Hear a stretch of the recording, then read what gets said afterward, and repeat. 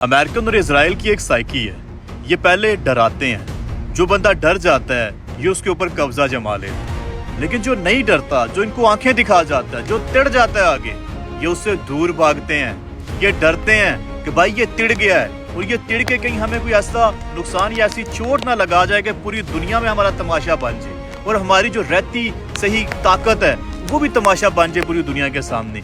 इस वजह से देखें, ईरान के ऊपर इसराइल ने हमला किया, ईरान के ऊपर अमेरिका ने हमला किया, फिर ईरान ने जिस कदर मिसाइल मारना शुरू किया इसराइल के ऊपर, ईरान रुक ही नहीं रहा था।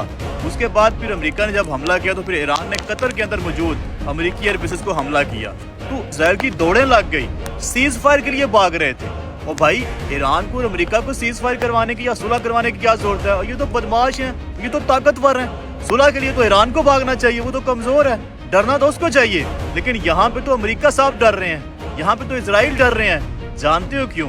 सिर्फ और सिर्फ इस वजह से कि अगर पिछले चंद सालों के ऊपर आप नजर दौड़ाओ तो किसी की इतनी जरूरत नहीं हुई कि अरब ममालिक के अंदर मौजूद अमेरिकी बेसेस के ऊपर कोई हमला कर सके, और किसी की इतनी जरूरत नहीं हो पा रही कि इसराइल के अंदर मिसाइल दाग सके। और ये सिर्फ और सिर्फ ईरान को क्रेडिट जाता है कि उसने इस खौफ को तोड़ा है, उसने इस डर के बुत को तोड़ा है, उसने पूरी दुनिया को दिखाया कि आप कमजोर हो सकते हो लेकिन आप बुज़दिल नहीं होने चाहिए। अमेरिका और इसराइल के साथ लड़ने के लिए आपको ताकत नहीं चाहिए, आपको हौसला चाहिए। और यही वो हौसला है जिससे अमेरिका और इसराइल डर रहे हैं। वो डर रहे थे कि अगर ईरान ने 2-4 हमले और कर दिए, 2-4 और अमेरिकी बेसेस को निशाना बना दिया, तो पूरी दुनिया में कुत्तों वाली होगी अमेरिका की, पूरी दुनिया में इसराइल की कुत्तों वाली हो गई। इस वजह से वो भाग रहा है सीज फायर के लिए, इस वजह से वो भाग रहा है सुलह के लिए। और यहाँ पे ईरान को भी दाद बनती है।